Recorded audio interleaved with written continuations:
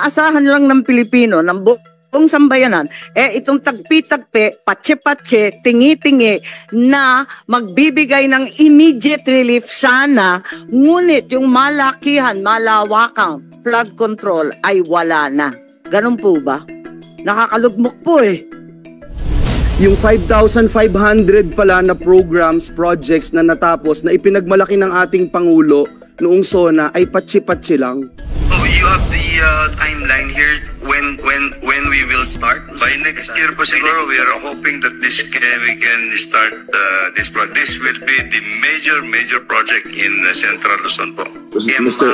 Secretary, you said by next year, you'll start by next year. So what happened? The timeline, Your Honor, will take another year because this is a big project. Yes, another year sa action, mga 2027. 2027 na yung actual construction. Kasi meron din ho tayong maling ugali na tuwing nagpapalit ng Pangulo, nagpapalit din ng proyekto. So, kaya nga parang lumalabas, paulit-ulit ho yung plano kasi tuwing nagpapalit ng Pangulo, nagpapalit din ng plano. Mr. Chair, point of information lang very quickly. Yes, very quickly lang po. You explained that the 5,500 projects were for immediate relief. Ang ibig ba sabihin yan, tigmaliliit itong mga project na to. Hindi to malakihang project. Tama po ba yung pagkaintindi ko? Immediate relief lang po. Tama po. So tagpi-tagpi na naman tayo, patsi-patsi na naman. Tama. At yung sinasabi ninyo, binabanggit ninyo na may lending institutions, hindi po ba tama na sa 2024 NEP, tinanggal, siniro ang lahat ng foreign assisted projects na malakihan, higit sa lahat sa flood control. Tama po ba? Tama po.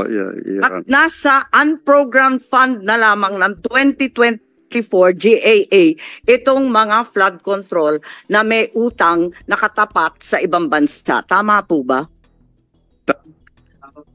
Tama po, Your Honor. And it was the same situation in 2023. In 2023, ganon din, na zero lahat ng malakihan project. So ang sinasabi po ninyo, ang maaasahan lang ng Pilipino, ng buong sambayanan, itong tagpi-tagpi, patse-patse, tingi-tingi na magbibigay ng immediate relief sana, ngunit yung malakihan, malawakang flood control ay wala na. Ganun po ba? Nakakalugmok po eh. Before we because are we letting go of the presentation? The presentation, kung halos yun din ay ipipresent. Yes, this is in relation to what the Secretary presented last year. Okay. And last year, if you would recall, Mr. President, Mr. Chairman, I can play the video because Secretary Bonoan told this committee last year when he faced this committee that there is a game-changing program. Okay, thank you. On flood control master plan. Can we show the video?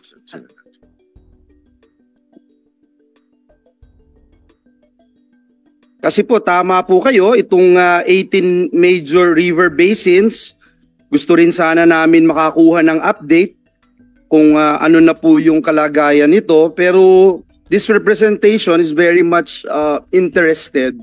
Doon po sa sinabi nyo na game changer, yung floodway na inyong binanggit.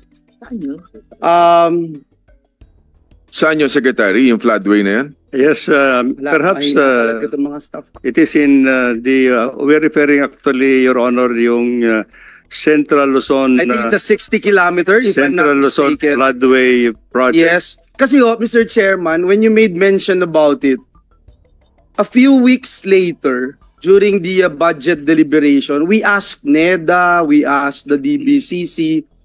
They were surprised, Mr. Secretary. Sabi po nila, wala akong approved, proposed study about it. So they were surprised. So can you imagine our dismay, especially this representation's dismay, na wala po yun, no? And then I look at the NEP again for this year. For this year, na kung saan meron po tayong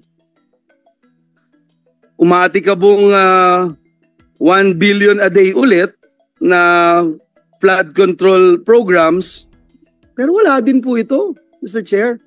So That's may we know, Secretary, if because you gave us so much hope last year, Secretary. You gave me so much hope. My people in Bulacan, some of our kababayans in Central Luzon. And now we're stuck again, or are we going back again to zero, to letter A again, Mr. Secretary? You may answer, Secretary. Your Honor, I think we're referring to the Central Luzon floodway project, and this is what we were saying, that the project will involve actually a retention basin in San Antonio Swamp, and we will construct a floodway of about 60 kilometers from that end to that. The status of this project, Your Honor, is now the review of the feasibility study ongoing and the detail engineering. Detail engineering na po ito, detail engineering of the project is now being will be undertaken under the ADB financing program. So where is the ball now, Secretary? Nasa DPWH po ba? Yes, opo.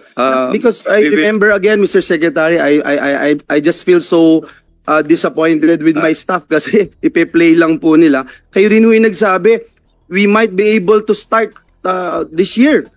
And that was last year, Mr. Secretary. Now it's still in the feasibility stage, although parang nasa latter part na po. Opo. Tama po ba yun? So siguro tatanungin ko po ulit yung the same question I asked last year. Kailan ho kaya ito posible na mag-start po, Secretary? Yung totoo pong start. Kailangan ko po bang define yung start? So, siguro alam naman natin yung The start. detail engineering design, I understand, and the timeline, Your Honor, will take another year because this is a big project. Yes, another year. So, Another year. 2025. 2028. Ang actual construction, mga 2027. 2027 na yung actual construction. Civil works po. Kasi kayo, Secretary, last year, we would probably start next year. Ayan po, finally, nandiyan na yung video. Baka pwede pong i-play. Sige nga, paki-play yung video. The Central Luzon Pampanga River floodway and San Antonio River San Antonio Swamp Ring Dike, Your Honor. This will be the major project that will actually we think will be able to contribute significantly to Hindi ho umabot dun sa... the Central Luzon Pampanga River floodway and San Antonio River San Antonio Swamp Ring Dike, Your Honor. This will be the major project that will actually we think will be able to contribute significantly to address the flooding problems in Bulacan and Pampanga. So you have the timeline here when we will start? By next year po siguro, we are hoping that we can start this project. This will be the major project in Central Luzon po. Mr. Secretary, you said by next year, you'll start by next year. So what happened? We are preparing it. So next year, Your Honor. this year yan. Yes, it's Okay. now And now it's po. 2027, It's ongoing. Secretary. So the timeline, it will take. Wala naman nung pandemic siguro nang nangyari between last year and this year. Well, I think the process lang po kasi, the process of doing the detail in design for this type of mega projects takes time because we have to go on ground na po ito eh. Sige, Secretary. I just wanted to... Sabi ni Senator Amy, tapos isisiro daw yung foreign assisted. So, hindi ko alam kung ano pa yung mapifeel natin, Secretary. Magkaibigan naman tayo, Secretary, and I know you share my sentiment, Secretary. I have been a senator for more than 6 years now, and I have to correct my colleagues here in the Senate at correct myself as well when I said the same thing over and over again, because everyone na kinausap ko nitong nakaraang Karina, ang lahat nagsasabi, mas worse. Yung dating hanggang bewang, lagpas tao na. Yung dating hindi binabaha, binabaha na. Hindi inaabot na bahay, binabaha na. So, I don't know how else to say this, Mr. Chairman. yung 5,500 pala na programs, projects na natapos na ipinagmalaki ng ating Pangulo noong SONA ay patsi-patsi lang. Hindi rin nakatulong, tingin ko, Mr. Chairman, hindi nakatulong kasi patsi-patsi nga po eh. Sana ang hiling ko na lang po ay kahit na hindi po masisimulan next year, makita po natin talaga yung master plan para po meron ding confidence yung mga kababayan natin that it's really moving, Secretary. Kasi kung titingnan nyo po from last year tsaka this year, baka ho walang magsabing nag-improve talaga eh sa amin and I'm speaking from personal experience. So again, Secretary, and I mentioned this yesterday, I don't see anyone who can lead DPWH other than you. We trust you. We trust you since last year and the day you assumed office. And sana huwag nyo kaming biguin, Secretary. Secretary. I can assure you, Your Honor, that we will put priority on this project. I've just been handled actually the documentations on this project already, Your Honor, and this will be the basis for us to pursue this project. Yeah. Secretary, do you have any idea magkano ba ang kakailanganing pondo para hindi to maging patsi-patsi?